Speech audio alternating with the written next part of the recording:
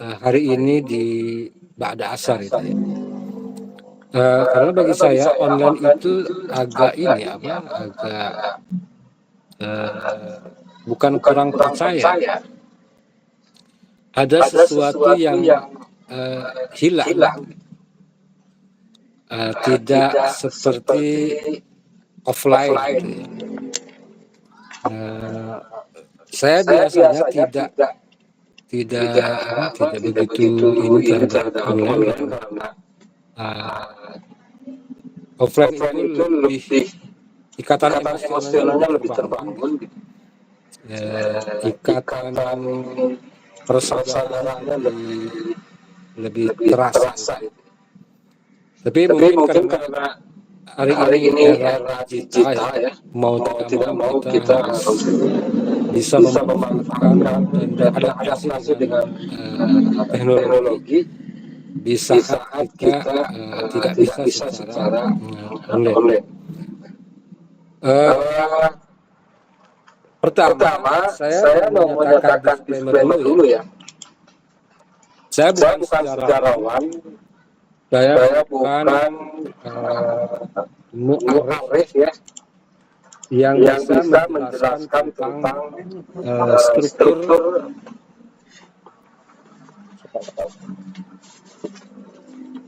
ini ada suara lain ini. Ada enggak maksudnya tidak nyaman gitu ya kedengarannya.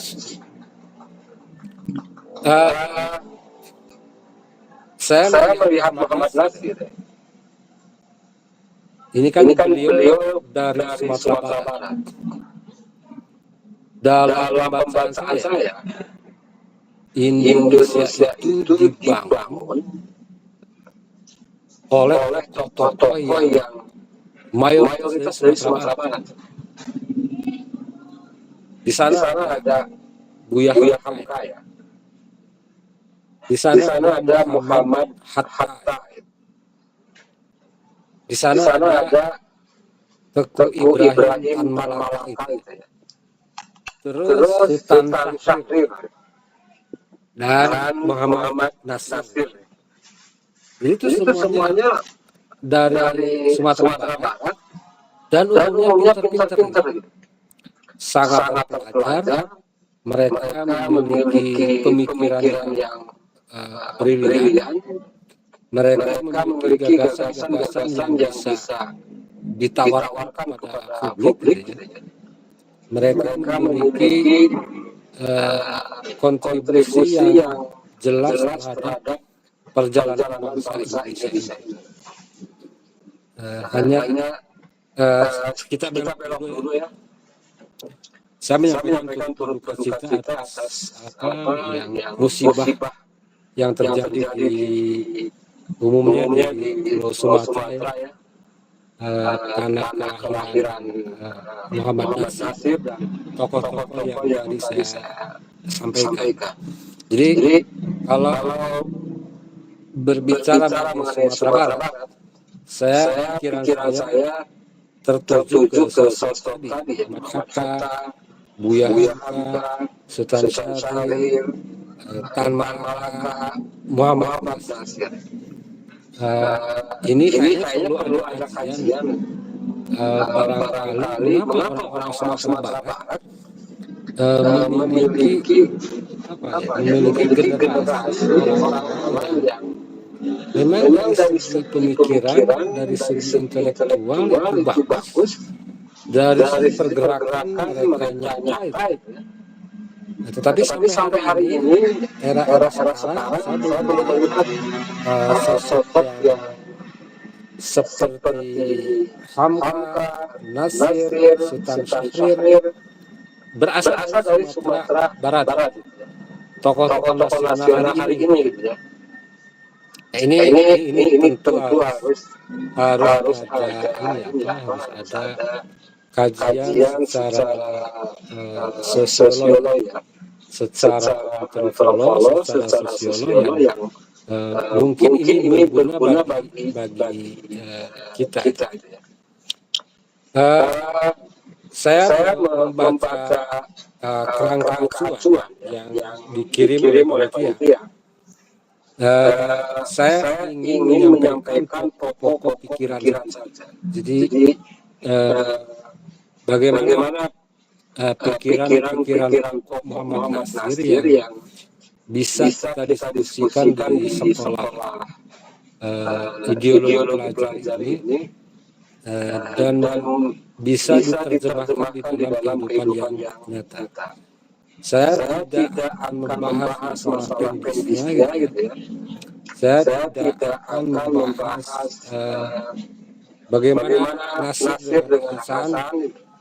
Karena itu saya kira umumnya kita udah sering dengar gitu ya, sudah tahu, bahkan mungkin sudah bosan untuk Nasir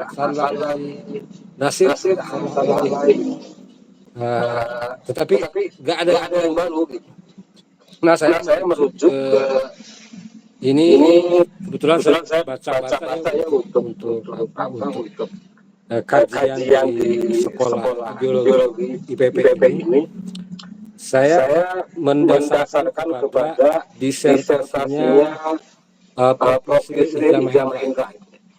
Ini disertasi beliau ketika program doktoral di Pakistan. Jadi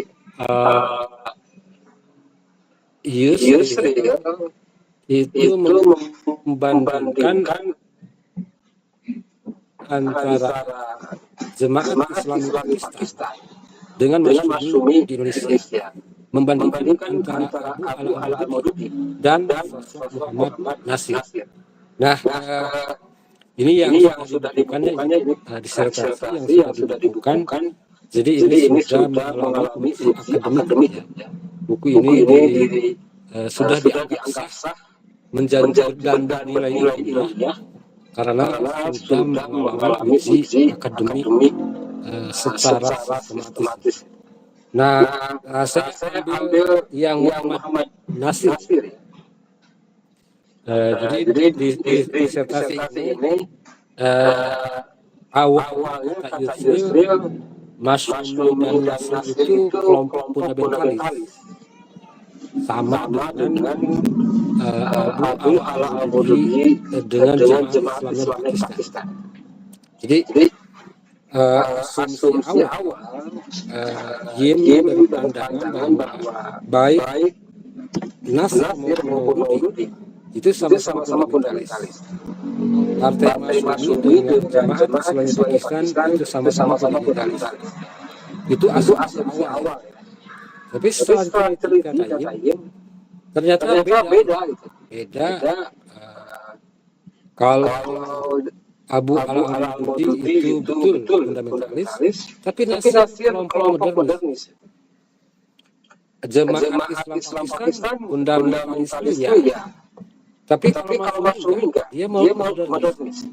Jadi di kelompok sebagai organisasi yang modernis.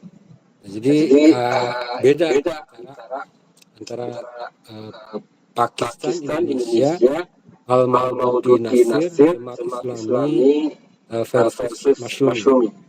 Nah, poin Nasirnya ini saya banyak data baru ya, karena ini disertasi. Ini banyak data baru yang mungkin bagi kita ini agak apa ya?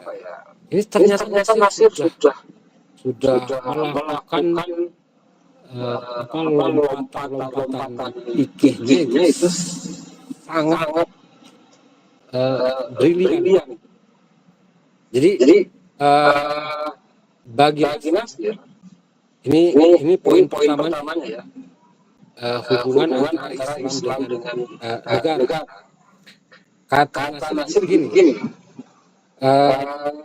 Islam itu bukan agama ritus, bukan agama ritual, bukan agama wirid, bukan agama sastra saja. Jadi melihat agama Islam itu bukan di sebatas atas saja.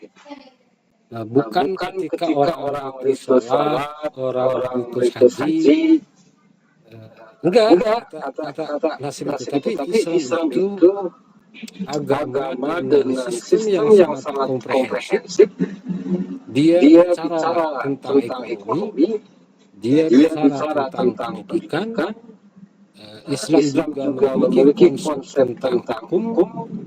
Islam juga memiliki ajaran-ajaran yang luas yang tidak mungkin itu dilakukan oleh pribadi, tapi oleh organisasi besar itu negara.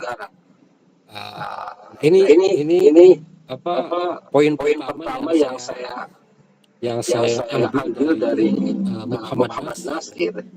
Yang pertama harus ditanamkan itu Islam kita melihat Islam itu bukan ketika orang datang ke masjid saja, tapi juga ketika orang datang ke majelis permusyawaratan rakyat.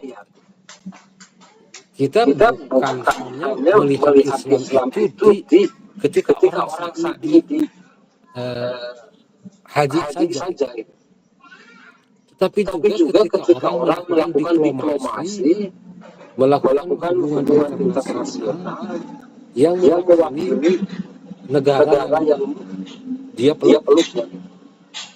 Jadi dengan cara seperti itu kita akan apa ya? Jadi orang mau berdarah, orang mau menjadi legislatif atau yudikatif atau eksekutif.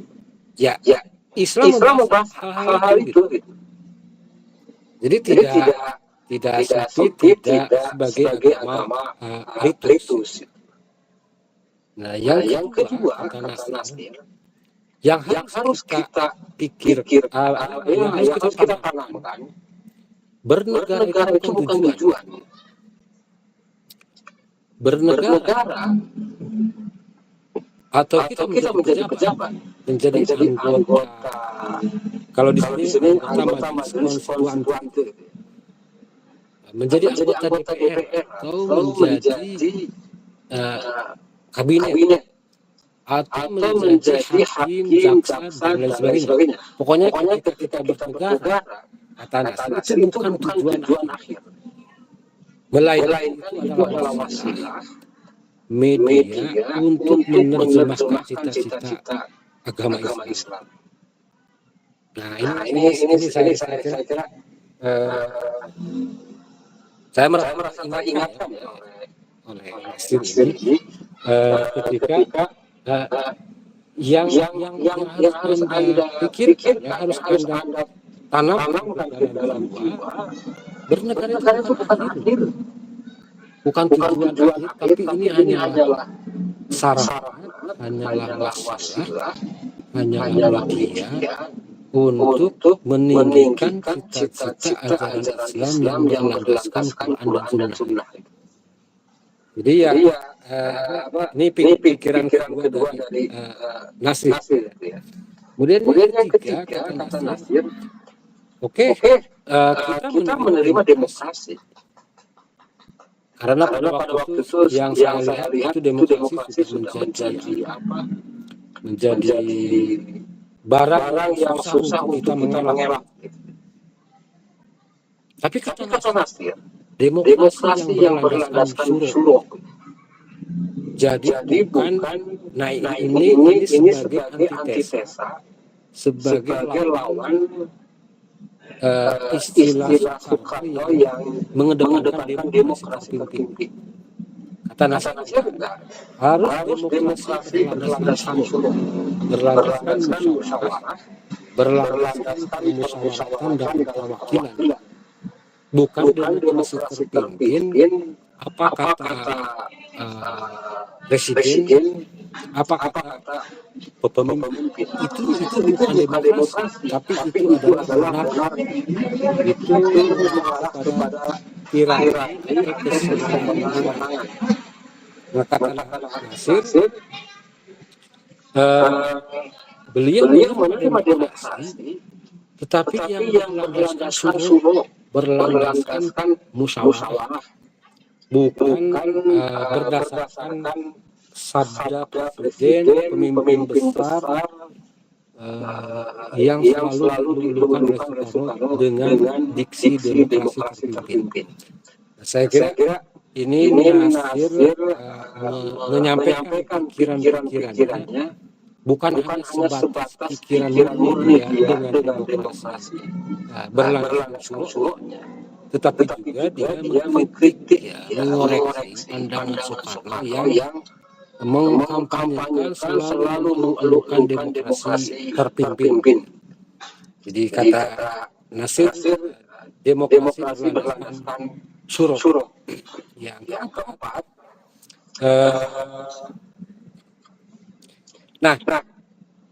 Nasir dia menolak absolutisme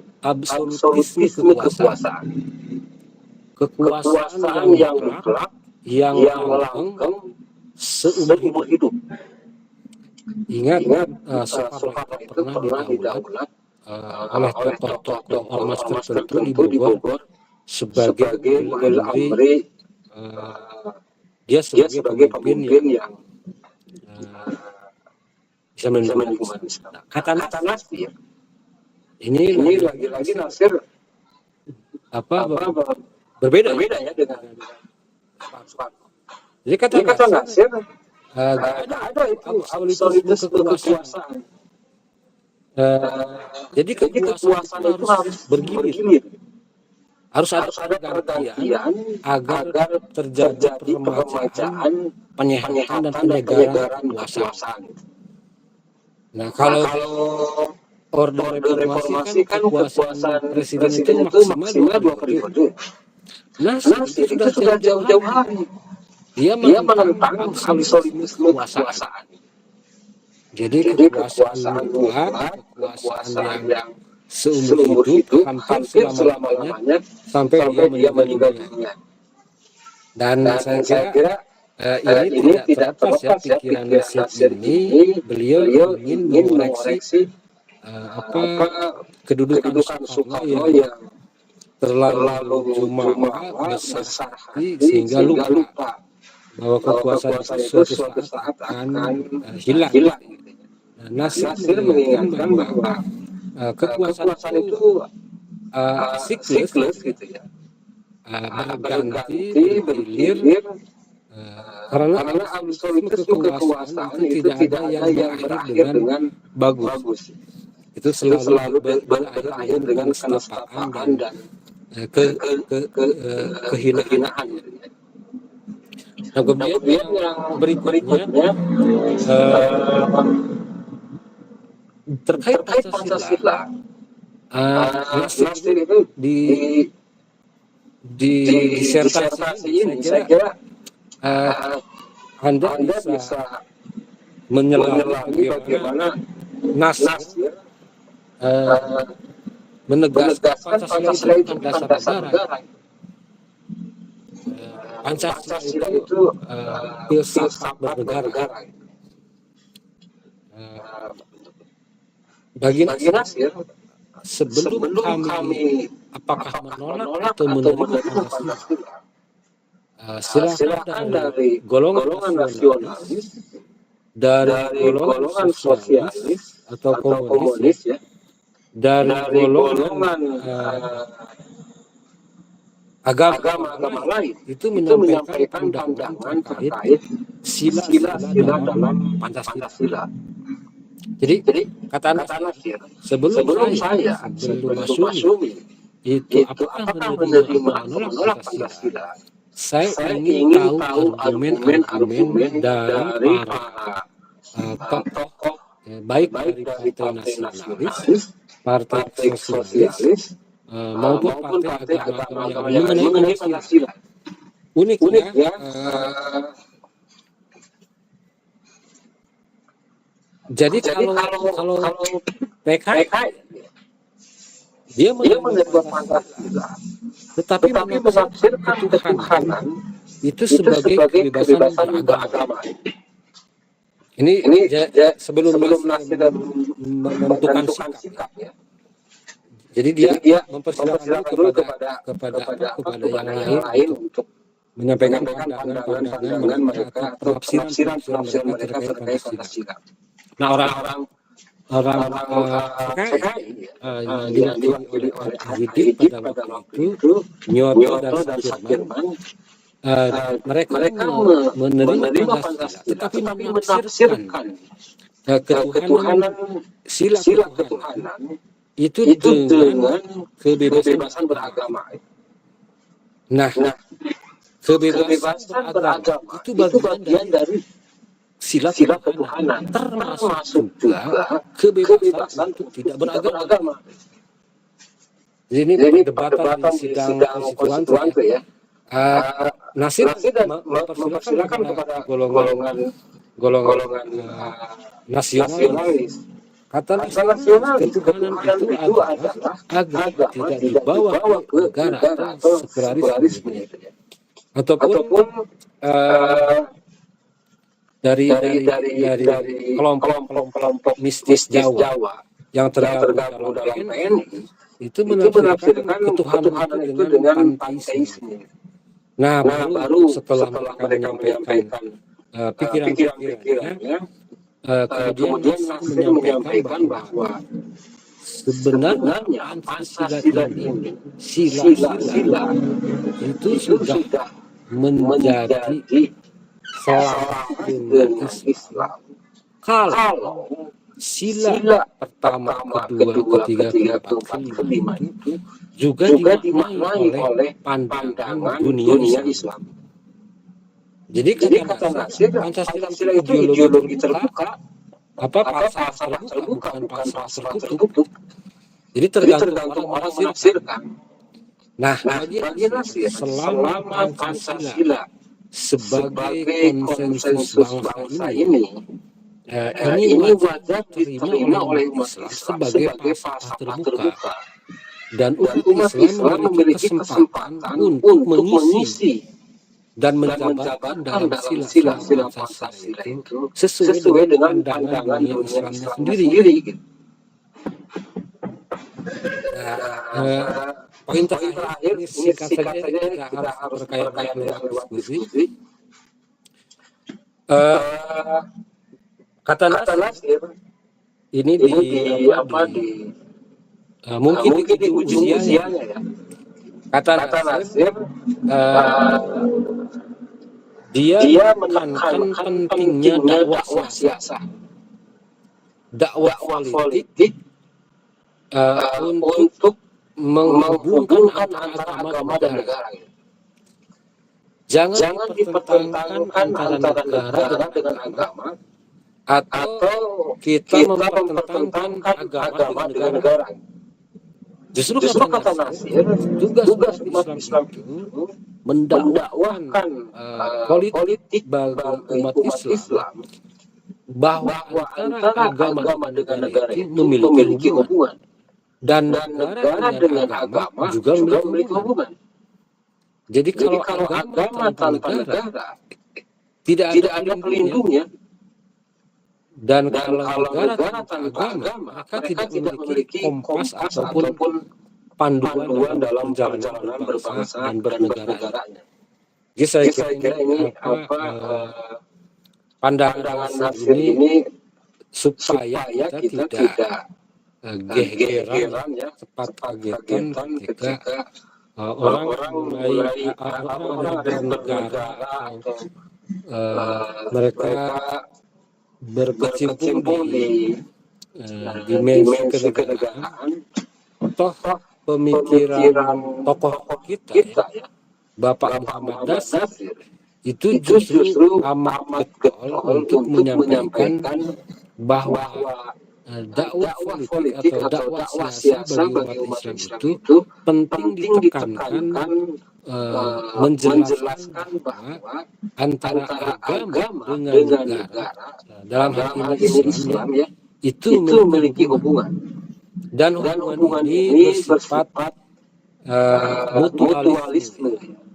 Jadi agama ada kebaikan dari negara dan negara pun ada kebaikan dari agama. Jadi bukan antagonis, bukan dipertentangkan, tapi ada simbiosis mutualisme. Jadi poin-poin ini yang saya catat ya dari pikiran-pikiran Nasir, saya spesifikkan dalam aspek politik karena memang yang saya baca di kerangka acuan itu menurut saya itu muaranya adalah ke politik Nasir sendiri. Mungkin saya kira untuk pengantar diskusi lah. Sementara demikian terima kasih.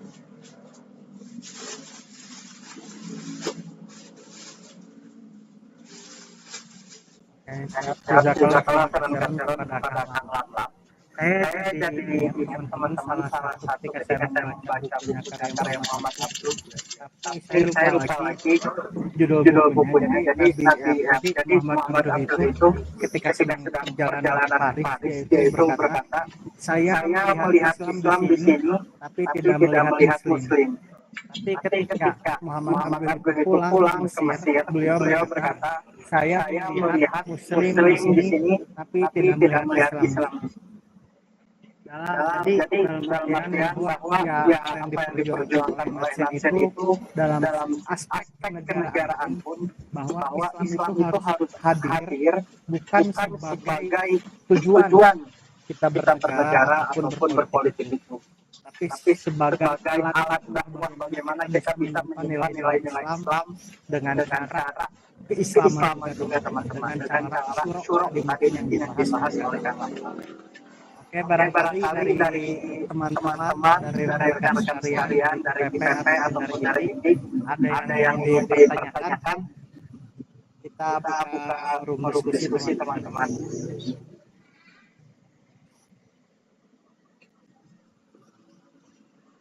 Tentang Nasir atau bahkan tentang bagaimana Islam negara. Silakan kepada rekan-rekan bisa maju. Muhammad Fauzan. Silakan Muhammad Fauzan. Bismillahirrahmanirrahim. Perkenalkan nama saya Muhammad Fauzan Muhammad, asal dari Garut. Ustaz, izin bertanya mengenai tentang melihat kondisi santri Persis mungkinnya Ustaz, di zaman sekarang atau di akhir-akhir ini tidak mengenal tapi tidak pernah mendalami siapa itu Muhammad Nasir. Nah, Ustaz, pertanyaan di sini bagaimana kita sebagai kader pelajar Persis menyampaikan pesan-pesan dari perjuangannya Muhammad Nasir. Begitu Ustaz. Terima kasih. Jazakallah Kang Fauzan. Ya, sadam dari Tampung Hela tapi langsung di luar. Di Tampung Hela Raya Rana. Siap. Oke. Ada lagi teman-teman. Oke, Mahesa. Silakan Mahesa.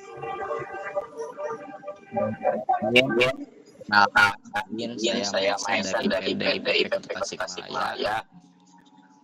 Sebelumnya dijakin melakukan persiapan dari Ustaz Lam telah memberikan beberapa ilmu tentang perjuangan Muhammad Nasir selaku tokoh founding father Persatuan Islam. Jadi gini Ustaz, apa sih yang bisa diambil dari perjuangan Muhammad Nasir dalam konteks kita sebagai pelajar yang digunakan tantangan sebagai pelajar di tengah arus teknologi zaman ini yang membuat pelajar berleha-leha.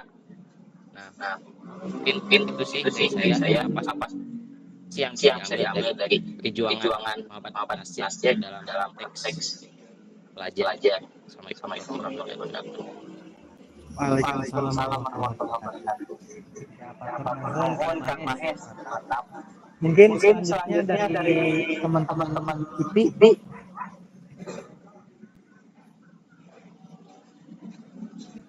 atau bahkan dari teman-teman IPP, dari PWD, atau bahkan dari pimpinan pusat sekaligus.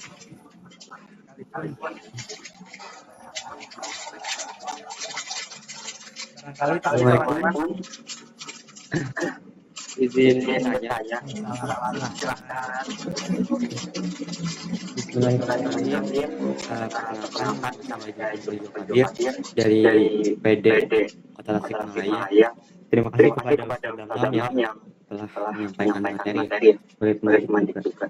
Nah, terkait tentang politik ya, yang identik dengan yang dibahas politik itu politik polis dan negara, di mana ada sebuah dilema dari bentuk spesifik sistem atau negara dalam perspektif Islam. Misalnya, saya selalu bertanya, bagaimana sistem negara yang dianjurkan secara mekanis untuk menjalankan dalam syariat Islam. Nah, ada yang beranggapan atau perspektif demokrasi Islam tapi sifatnya kontroversial. Nah, sebenarnya sistem atau mekanisme negara seperti apa yang dianjurkan dalam syariat Islam, dalam perspektif agama Islam. Misalnya kalau Montesquieu kan ideas politika, gitu kan.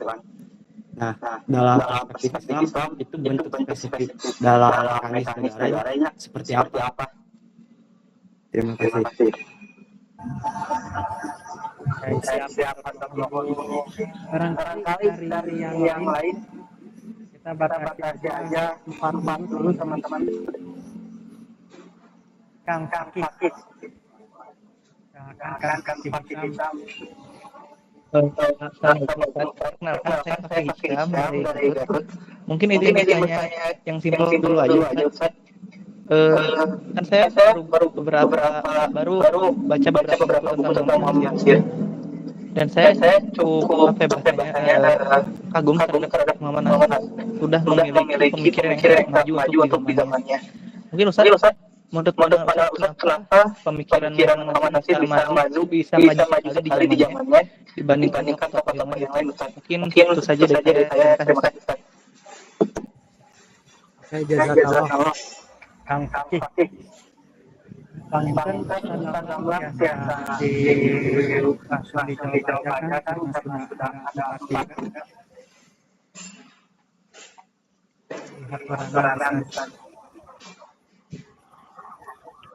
Baik, terima kasih atas beberapa tanggapan ya. Ini pertanyaan dari PP ya. Ini bagus terus ya sulit untuk dijawab. Ini kayak dari mahasiswa semester 6, semester 7 dari cara bertanya ataupun poin-poin yang ingin ada penjelasan lebih lanjut. Terkait persoalan kenapa pelajar Persis kurang mengenal Nasir, ya memang kita tidak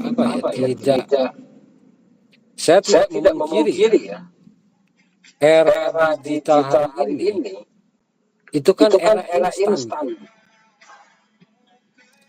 era yang cepat saji dan tidak mau berlama-lama. Anda kalau video yang share di grup antara yang 10 menit dengan yang 1 menit, antara yang 10 menit atau dan yang 1 menit, itu pasti yang dilihat yang 1 menit itu. Gak mungkin itu video yang 10 menit itu terus enggak. Kenapa? Ya era digital dengan algoritma yang sudah dirancang sedemikian rupa. Orang ingin singkat saja. Nah, ini berpengaruh ya, terus-menerus seperti itu, kita dibentuk seperti itu, sehingga kita berpengaruh kepada daya baca. Buku yang tebal kan lebih dari video yang 10 menit gitu. Menelaah atau apalagi pemikiran tokoh setingkat atau sekelas Anas ya, itu kan bukan perkara gampang gitu. Untuk video saja kita hanya ingin yang 1 menit daripada yang 10 menit. Lah ini buku itu kan berhari-hari. Jadi jangan kita bisa mengenal tokoh, lihat ketebalan bukunya saja kita sudah ngesorean gitu. Yang kedua, ini hasil riset ya. Genji itu eranya yang kedua. Jadi zaman di mana kita ya lebih mementingkan kehappyan atau kebahagiaan yang bersifat pribadi. Lebih ke individual daripada komunal. Jadi keakuan diri lebih ingin dinikmati. Nah, apalagi kalau Anda bisa mengenal orang tua, pemikir besar, salah satu tokoh di Sumatera Barat, M. Nasir yang puluhan tahun ke belakang. Lah untuk beranggap saja kita kenal kan anak sekarang Genji itu dengan beranggap saja belum nggak mau akrab, kenal sepintas saja, nggak mau akrab. Ya, saya dengar sih nama Nasir, tapi dalamnya nggak tahu gitu. Jadi warning gitu dengan Nasir itu ya. Nah jadi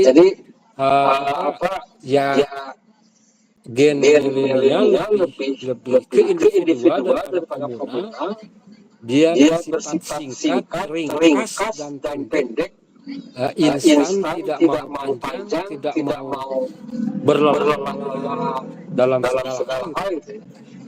Nah sehingga wajar kalau santri di sebagian mungkin ya di santri kita ada yang belum mengenal siapa Nasir. Nah, saya juga dulu lagi mengalimkan Nasir. Tapi kan kalau zaman sekarang nggak kenal Nasir itu kan keterlaluan gitu. Bisa lewat sarana informasi yang tersaji di Google, saya kira orang bisa mengenal M. Nasir meskipun secara sederhana. Nah kalau saya kan dulu era gen kolonial mungkin ya. Ingin tahu sosok orang itu harus baca dari buku itu.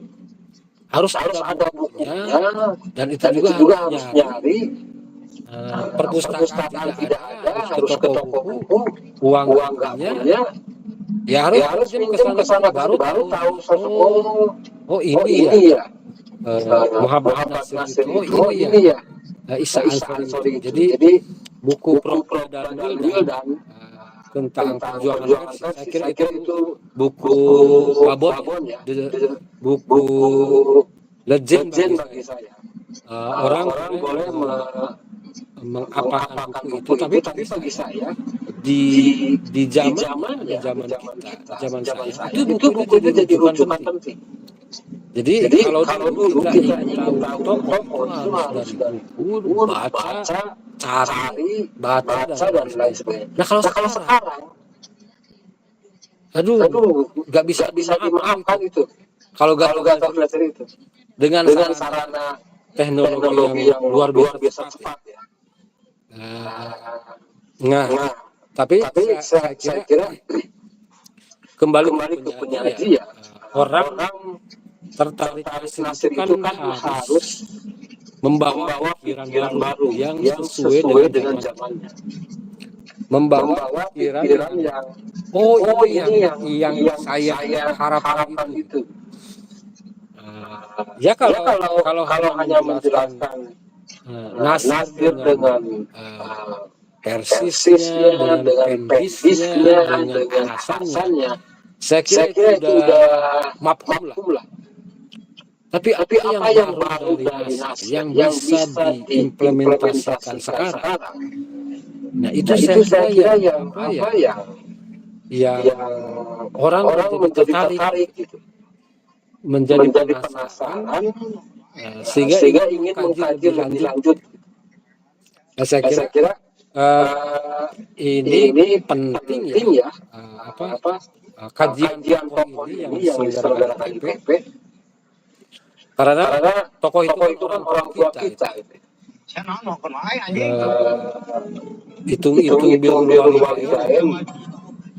Jadi apa pikiran-pikiran Nasir yang bisa dibawa sampai hari ini, itu penting menjadi bahan kajian lanjutan ya, di samping mungkin Nasir, mungkin juga Isansori, atau mungkin Kiai Haji Mukhtar,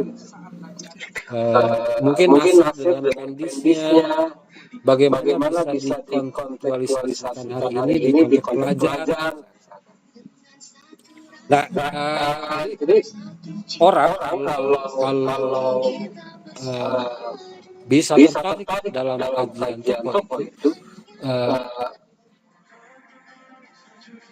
perlu disampaikan gagasan pikiran yang cocok untuk dunia mereka dan bisa berguna, bahkan menjadi daya ungkit bagi perjalanan organisasinya atau perjalanan karir pribadinya.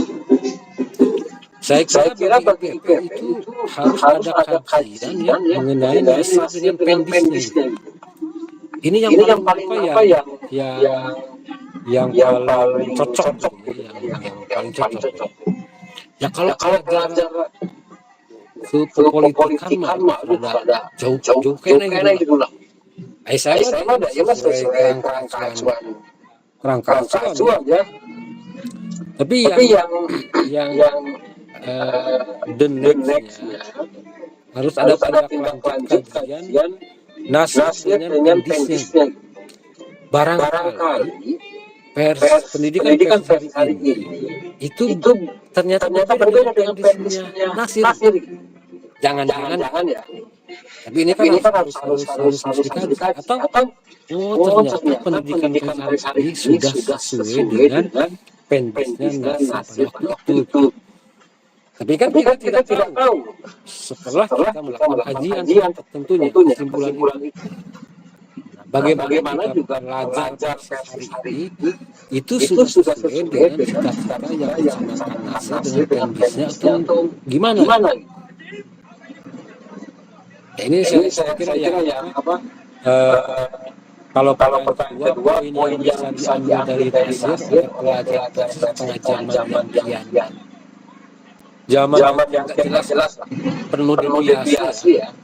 Menurut saya itu tadi the pendis. Jadi Nasir dengan pendisnya pada waktu itu kan seragam lagi pakai jas, pakai Nasir pakai baju rapi, pakai dasi, pakai jas, kopiah, kacil Islam. Jadi cara berpakaian saja itu sudah berbeda pada waktu itu. Jadi nggak perlu benar di pesantren pakai jas, dasi, lengkap rapi, paling luas, paling ujian itu. Juga jarang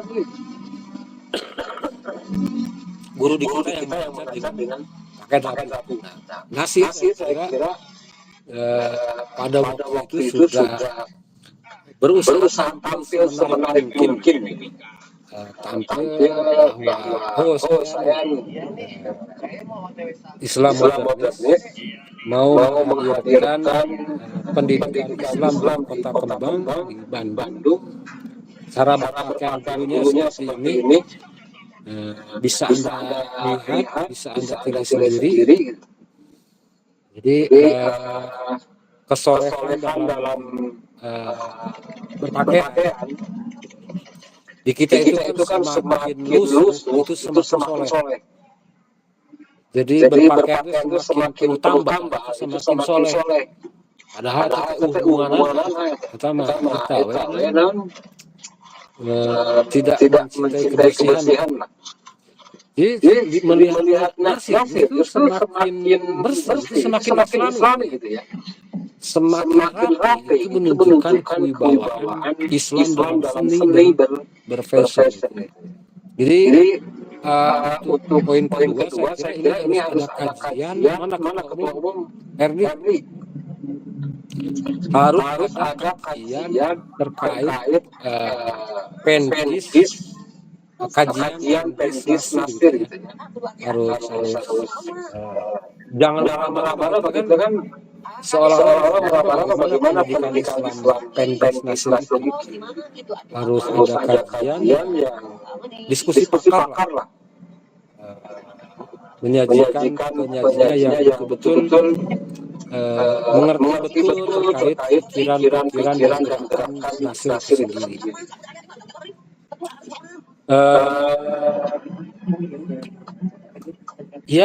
Nasir bisa maju pada zamannya itu karena pendidikan. Dia kan menguasai 5 bahasa yang saya tahu ya. Jadi bahasa Belanda, bahasa Inggris, bahasa Arab, bahasa Indonesia, bahasa Melayu, bahasa Sunda, genep lah.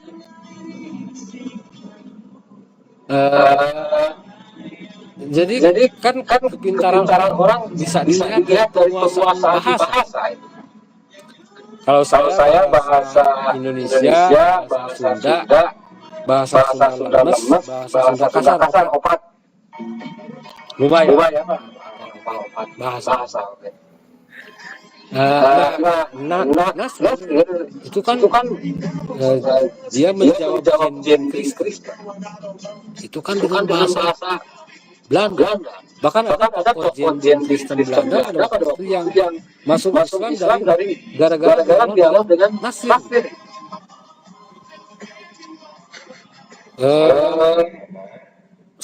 Dia menjadi sekjen Bitul Alam Islami ya.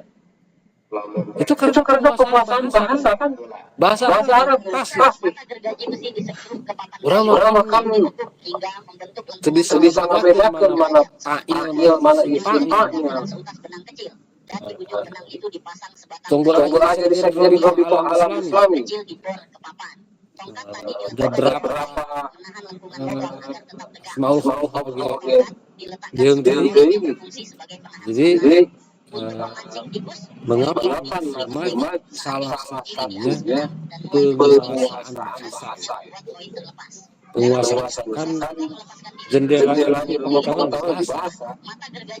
Kita ngerti sedikit bahasa Arab, tahu tafsirnya seperti ini. Itu kan karena bahasa. Ya kalau nggak ngerti bahasa, mungkin kita bisa mengetahui tafsirnya bagaimana, karena pintu awal ilmu itu di bahasa. Begitu juga dengan karya bahasa Inggris itu dengan kemampuan literasi bahasa Inggris. Nah, yang kedua, Nasir itu pikirannya akan digantungkan awan. Karena di wajan keempat berisikan bumbu ayam pop bukan dia mengudara di awal-awal, tapi juga ditapakan di bumi. Jika Anda menembakkan peluru, jadi peluru itu akan menembus. Kenapa Nasir maju? Karena gagasan dia tidak mau di langit, tapi dihadapkan kepada realitas, sehingga orang menjadi kesadaran. Orang tergugah, orang bareng-bareng itu karena gagasan keagamannya betul-betul disesuaikan dengan tantangan zaman yang ada pada waktu itu. Maka Nasir dia kan mengkritik tentang komunisme, mengkritik tentang misionarisme, mengkritik tentang imperialisme. Ya karena penjajahan pada waktu itu, kemudian kristenisasi yang tidak bisa ditutup mata, nampak nyata pada waktu itu, sehingga lain khutbahnya lain sholat, babu dan babek, bukan. Tapi tentang itu. Oh, jadi iya ya, selama ini agama kita hanya agama ritus. Bagi Nasir enggak. Makanya tentang ekonomi Nasir punya pikirannya. Coba Anda baca di Seleka ya. Kapital Seleka itu menurut saya itu karya besar Nasir yang bisa dibuka halaman oleh kita betapa besar pikiran dan gagasan Nasir pada waktu itu. Jadi kenapa bisa karena gagasan agamanya itu tidak di atas, tapi diterjemahkan dengan tantangan zaman yang ada pada waktu itu. Dan yang terakhir, Nasir karena kemampuan komunikasi. Jadi kalau Nasir bukan piawai berkomunikasi, pawai pantun malah. Orang kan nggak akan tertarik. Mungkin karena Nasir di bumi Melayu ya. Jadi bernada pantunnya sangat kaya pantunnya, dan pantun itu kan memikat hati. Membuat orang suka, membuat orang simpati, dan komunikasi itu tidak in-group, tetapi juga out-group. Tidak hanya di internal umat PSI saja, tetapi juga di luar. Bahkan ceritanya Nasir dengan Aidit meskipun komunis, mereka ngopi satu meja, mereka bisa boncengan. Jadi lamun ayat toko Persis, boncengan di toko PKI pasti dipupuk. Pasti sebarkan, wah ini sudah oportunis, ini sudah menjual. Nasir saya bang jeng iya dedang komunis. DNA gitu. Saya waktu kecil dulu bahkan dengan tokoh Kristen Anda baca langkah politik menjelang Moses integral Nasir yang Soekarno menugaskan Nasir untuk menyatukan seluruh negara yang sebelumnya negara Serikat. Itu kan Soekarno percayakan ke Nasir. Dan Nasir itu bukan hanya menyampaikan pikirannya itu dengan umat Islam saja, tapi juga dengan golongan, dengan sosial, dengan komunis, bukan dengan kader-kader yang biasa, itu dengan ketua umumnya, dengan tokoh Kristen. Jadi kalau dia bukan tahu berkomunikasi, saya sangsi itu orang bisa menerima Nasir. Jadi kan etnis, lintas agama, suku, lintas organisasi. Jadi Nasir ini komunikasinya bagus, betul, sehingga dia bisa maju, bisa diterima oleh semua pihak. Jadi itu ya tanggapan saya terkait pertanyaan yang memang relevan dengan kajian yang didiskusikan sore hari ini terkait pikiran Muhammad Nasir. Tapi belok Tadi kan Nasir anti absolutisme kekuasaan. Tapi ngomong menolak absolutisme kekuasaan, Nasir sendiri jadi ketua umum masuk itu 9 kali berturut-turut. Saya ulah dikritik bisa kawan. Buruan. Tapi maksud saya, iya, Marxis secara kata menolak absolutisme kekuasaan. Tetapi dalam kenyataan kita tidak bisa menolak bahwa Nasir jadi ketua umum Marsudi 9 kali berturut-turut. Apakah itu bisa dikategorikan absolutisme kekuasaan? Walau itu mungkin tanggapan raya.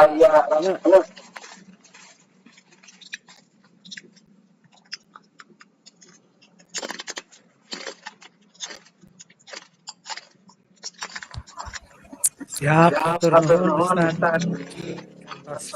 Menanggapi ngajawab pertanyaan dari teman-teman IPP. Nah, mungkin untuk sekarang saya buka termin kedua, khusus terlebih dahulu buat teman dari takutnya ada pertanyaan dari perempuan. Oh, silakan kepada Happy. Coba happy. Baik, bismillahirrahmanirrahim. Sebelumnya terima kasih atas kesempatannya, moderator, Dipad, kemudian atas materi yang sangat luar biasa dari Ustadz Bambang. Izin bertanya, mungkin bisa dari tadi saya menyimak, gitu memang betul. Saya sangat setuju gitu apabila kajian tokoh Persis ini diperbanyak. Nah, tapi saya juga terpikirkan gitu apabila kajian tokoh atau yang seperti tokoh Persis itu dimasukkan ke dalam kurikulum pesantren Persis gitu. Karena kan kader Persis itu sejatinya banyak ya, bukan cuma IPP atau IPA aja gitu. Nah, mungkin bagaimana tanggapan Ustadz apabila memang sudah seharusnya gitu di pesantren Persis itu diadakan kurikulum tentang Persisan, salah satunya membahas tentang tokoh Persis, salah satunya Muhammad Nasir. Mungkin seperti itu. Dan yang kedua, apabila kami dari IPP atau IPI ingin mengusulkan hal tersebut, ingin mengajukan harus diadakannya kurikulum di seluruh pesantren Persis mengenai Persisan itu kami harus audiensi dengan siapa dan apa yang harus kami lakukan terlebih dahulu. Begitu mungkin. Terima kasih. luar biasa ini pertanyaannya. Baik, barangkali dari teman-teman yang lain ada lagi yang dipertanyakan atau bahkan ingin berdiskusi lebih lanjut. Oke, kepada Rihan, dipersilakan. Bismillahirrahmanirrahim. Izin mengecek suara apakah saya terdengar. Aman. Bismillahirrahmanirrahim. Izin perkenalkan saya Sunet Sadarullah di Ikatan Pelajar Persis Jawa Barat. Izin Pak Umum Pimpinan Pusat Pak Fardiansyah dengan Arusan Lama Pahala yang dari tadi memaparkan begitu komprehensif berkenaan dengan tokoh besar kita yaitu Pak Muhammad Nasir yang memiliki karya juang besar terhadap persatuan Islam dan kontribusi terhadap pendidikan tak hanya di Persis tapi di skala nasional. Juga kepada Dipad Keranet yang dari tadi memoderatori dinamis kemudian acara-acara. Izin bertanya soal Muhammad Nasir, memang dari kita berdiskusi soal Muhammad Nasir, soal kegagahan beliau yang mengejawantakan pola pikir keislaman sehingga dapat berkontribusi lebih terhadap bentuk negara kita hingga terbentuknya mosi integral yang diamai kontribusinya Saya mau bertanya soal Muhammad Nasir dalam konteks ber-IPP USN, karena kodarullah memang Pak Muhammad Nasir ini seringkali dijadikan sebagai acuan dalam berbagai langkah gerak kita dalam menyelesaikan alokasi ini maupun di Fadul Rahman pada karakter kepemimpinan yang dibawa gayanya oleh Pak Muhammad Nasir. Sederhana, mengapa sih kita sebagai Ikatan Pelajar Persatuan Islam harus mengambil Pak Muhammad Nasir di tengah begitu banyak tokoh revolusioner yang kemudian hadir, dan meskipun misalkan memang kita seringkali dan juga acap kali meminang Pak Muhammad Nasir sebagai tokoh besar kita, namun kan banyak tokoh yang berada di tengah kita. Saya mau bertanya kepada Aluset sekaligus sebagai inisiator daripada Ikatan Pelajar Persatuan Islam, mengapa sih di IPP kita harus mengambil Pak Nasir? Terima kasih Aluset, Pak Ketua Umum sama Adik Fadlan. Ya, mantap ini pertanyaan dari Ketua PW IPP Jabar. Oke, mungkin satu pertanyaan lagi teman-teman. Barangkali Ismail. Silahkan Ismail.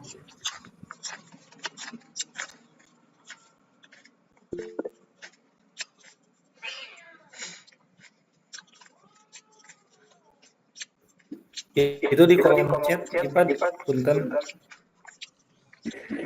Oke, siap. Nanti saya baca setelah Ismail. Bismillahirrahmanirrahim.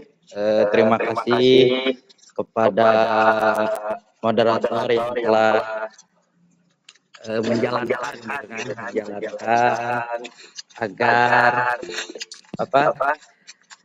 agar diskusi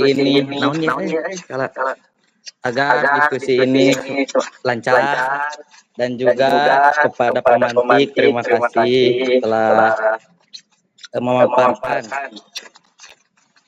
tentang nasib yang saya tanyakan. Ustaz, saya pernah berdiskusi dengan non persis gitu kan, tentang terkait M. Nasir pas menjabat sebagai ketua Masyumi yang tadi Ustaz katakan. Nah, di dalam diskusi tersebut dia itu M. Nasir itu lebih dikenal menurut pandangan teman saya, gitu kan.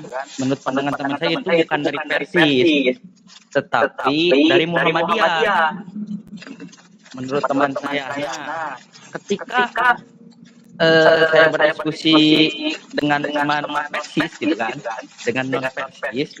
Nah, seketika apakah emang Persis itu hanya mengklaim saja bahwa tokoh M. Nasir itu dari Persis atau gimana gitu? Itu pikiran saya, Ustaz. Tolong benarkan, luruskan kembali gitu. Apakah bagaimana gitu? Karena teman saya juga M. Nasir itu bukan dari Persis yang mengatakan, tetapi dari Muhammadiyah. Mungkin seperti itu. Tolong luruskan pikiran saya gitu kepada Ustaz. Terima kasih. Ya, terima kasih Kang. Ini mungkin satu lagi. Ada yang bertanya dari kolom chat. Izin saya bacakan terlebih dahulu. Ini ada pertanyaan dari Hisam Fawaz dari PWIPP Jabar. Kata dia, salah satu tokoh politik barat yaitu John Locke berkata kalau tidak salah, yaitu salah satu keberhasilan demokrasi adalah menciptakan pemimpin yang absolut. Nah, bagaimana Muhammad Nasir menanggapi hal tersebut dan pengejawantahannya? Mungkin ini bisa jadi contoh juga buat organisasi tentang memilih pemimpin. Bahkan ada sedikit betulnya juga menurut Hisam bahwa Rasul pun bisa dikatakan seorang pemimpin absolut, walaupun memang beliau itu dituntun dengan wahyu. Yang kedua, bagaimana pandangan tentang islamisasi ilmunya Muhammad Nasir? Karena di dalam buku Capita Selekta Muhammad Nasir itu Nasir pernah menulis yang keluar dari pantat ayam itu tidak semuanya jelek. Karena bisa jadi ini menjadi metode IPP juga dalam mengkaji ilmu-ilmu barat dan timur. Begitu mungkin Ustadz yang dipertanyakan yang ada dalam chat komentar. Baik, ini saya persingkat ya karena sebentar lagi takut bentrok dengan ada maghrib. Mau nyawain harus guna pilih ini ibadur rahman mau adam terus ngopi gitu ya. Ini tadi dari Happy ya. Ini Happy atau IP yang lain yang wajib Anda dengar dari Nasir itu satu hal. Nasir itu membolehkan poligami. Ini ke IP ini. Anda masih menganggap Nasir itu orang tua atau siapa? Dan itu lihat polemik Nasir dengan Soekarno itu. Soekarno anti poligami karena itu sama dengan penghinaan bahkan penindasan kepada perempuan. Tapi kata Nasir, enggak, Islam itu membolehkan poligami. Ini dengar di IP ini, Happy harus didengar secara Happy ini. Jadi ini khusus ya buat IP. Bohongan karena IP, jadi ayat ini cocok dari pikiran Nasir. Dia menganjurkan poligami, Soekarno mengharamkan poligami, tetapi pada praktik mengumumkan omongannya Nasir juga makan omongannya sendiri. Dalam arti Nasir tidak poligami meskipun dia jor-joran menganjurkan poligami, membolehkan poligami. Sekarang Nasir kepemilikan Nasir. Jadi memajikan itu ya nama ya suami dugaan asumsi prediksi ya. Sementara Soekarno meskipun dia tokoh melarang poligami, pada akhirnya kan dia poligami juga. Kadang omongan yang tidak pantas diamalkan itu tentang poligami. Jadi ucapan yang tidak berkenan diamalkan oleh perempuan itu poligami. Ya soalnya yang ngomong dan udah diamalkan bahaya. Dan itu penghormatan Nasir kepada pembelaan kepada kaum perempuan. Jadi ini saya lupa lagi di artikel mana. Meskipun istri Nasir itu kan tidak berkerudung, ya. Tapi tolong ini dicek ya. Istri Nasir itu tidak berkerudung.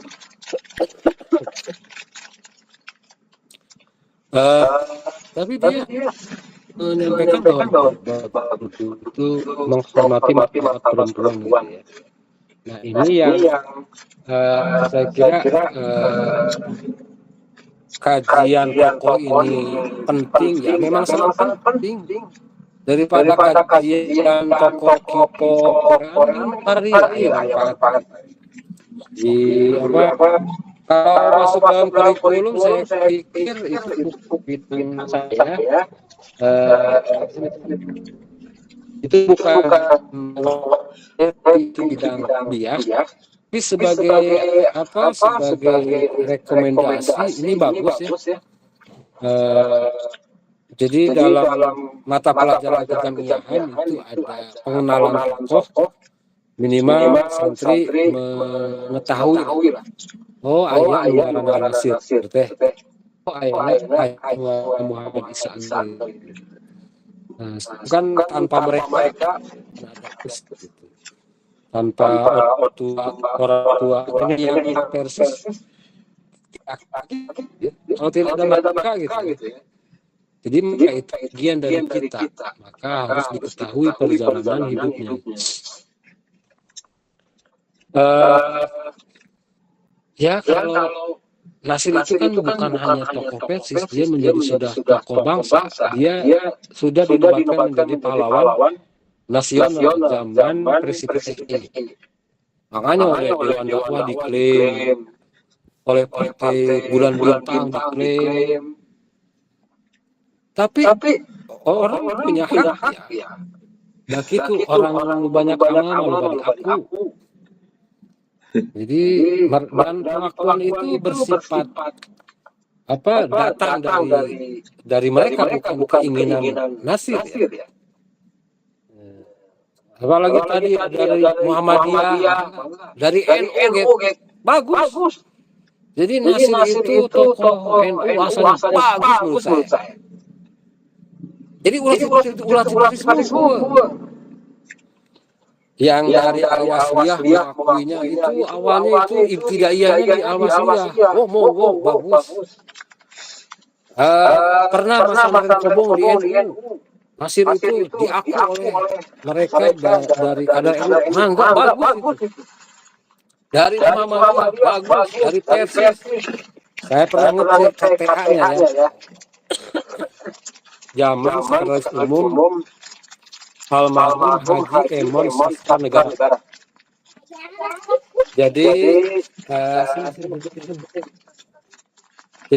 Hasan nomor anggota dewan itu 001, Nasir 002. Itu tulisan tangan di buku kesekretariatan. Itu saya pernah lihat langsung zaman Sekretaris Umumnya itu Haji Emon Sastra Negara. Oh ini Hasan nomor 1 001. Nasir, jadi Nasir orang dia second line, orang kedua setelah Hasan. Diakui dari Persis, mangga bagus. Sigana di orang Kristen lagi penting halus. Jadi figur pelengkap Nasir itu. Tapi kan pengakuan dari Kristen bukan karena agama Nasir Kristen, tapi dia menghormati perbedaan agama. Dia menyukai dialog agama tanpa menyinggung, tanpa mengorbankan akidah. Dari Hindu juga mangga. Masalah positif, bagus. Kagok di Muhammadiyah unggul tadi. Saha Islam kagok di Muhammadiyah unggul. Sok Kristen di Konghucu. Harus jadi Nasir itu menjadi legitimate. Dia melebihi ketokohan Soekarno kan, bagus kan?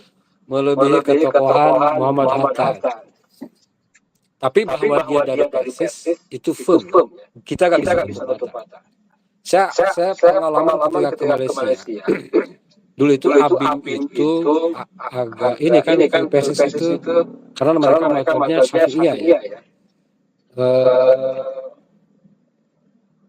Hasan itu memang buku Hasan di Malaysia soal jawab itu dia diharamkan, dan itu saya melihat langsung.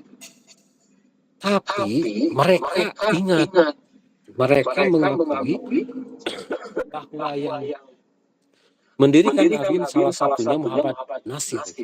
Saya langsung tema, ingat Nasir itu orang tua saya, dia itu orang Persia, orang kedua setelah Hasan. Saya dulu ngarang, padahal bener saya dulu hipotesa ya. Rupanya mereka baca dan benar Nasir itu dari Persis. Sementara soal jawab kitab soal jawab diharamkan. Sementara Nasir oleh mereka diagung-agungkan. Perjalanan berikutnya Abim jadi akrab, mereka jadi boleh saya hadiahkan soal jawab jilid 1, 2, 3, 4. Oh iya, saya akan baca. Nah, jadi Nasir di Malaysia dihormati betul gitu. Jadi Haiku Muhammadiyah paling di Indonesia aja. Di Malaysia diakui dia disejajarkan dengan tokoh-tokoh Asia Tenggara yang berpengaruh di wilayah Asia Tenggara. Jadi kenapa Nasir dikenal luas? Ya karena karena dia multi talent, kemudian kekurangannya hanya satu, istrinya satu gitu aja. Kalau Nasir istrinya banyak, itu banyak melahirkan generasi. Tapi hampir kalah sinin ke majikannya jadi biji gitu. Terakhir ini karena adzan sudah berkumandang ya. Kalau mengapa IPP mengkaji Nasir itu karena di Nasir ada pendisnya. John Locke absolutisme. Ya. Jadi si John Locke ini kan dari Eropa ya. Sistem pemerintahan Eropa pada waktu itu monarki. Maka antitesanya demokrasi. Absolutisme ya sangat kontroversial. Kan laman absolutisme itu kesannya gini. Di bapak anak dia terus diwariskan seperti harta warisan kekuasaan itu. Jadi saya suku Quraisy mau bisa jadi khalifah. Nah suku Sunda jek dari al-a'immatu min Quraisyin. Pemimpin negara mah kudu ti marga Quraisy. Tah absolutisme yang dikritik oleh Nasir adalah dalam mendaulat Soekarno sebagai presiden seumur hidup. Ingat demokrasi lain terpimpin, tapi bergiliran ke pemilu. Jadi iya mah monarki makan untuk ke pemilu. Atau pemilu rasa monarki sehingga Soeharto. Iya pemilu namanya tapi Soeharto di presiden. Eta mah demokrasi rasa monarki. Seperti perkataan sahabat kecil, sahabat junior dari kekhalifahan Ali ke Muawiyah, ini kekhalifahan rasa kekaisaran. Itu karena sudah selesai adzan maghrib, sebagai kader ar-rasul nafil ilmi dan ibadur rahman, kita masuk protes kalau salat di keluar biasa tidak IPP. Ulah protes. Adan saja. Hatur punten karena sagala rupa kakiranganana, Ketua Umum Kang Ferdi, terima kasih banyak, moderator Ayarana, hatur nuhun, ulah kirang-kirang punten, kurang dan lebihnya mohon Anda dimaafkan oleh saya ya. Akhirul kalam, bihadzal kalam, wassalamualaikum warahmatullahi wabarakatuh. Salam. Waalaikumsalam warahmatullahi wabarakatuh. Mungkin Ustaz terakhir pada dokumentasi heula tata acan salat maghrib, mangga teman-teman tiasa oreken terlebih dahulu. Mangga. Teman-teman tiasa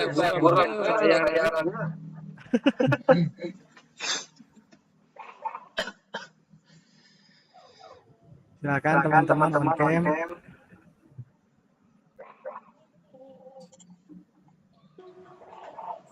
Apa yang mau ngabring?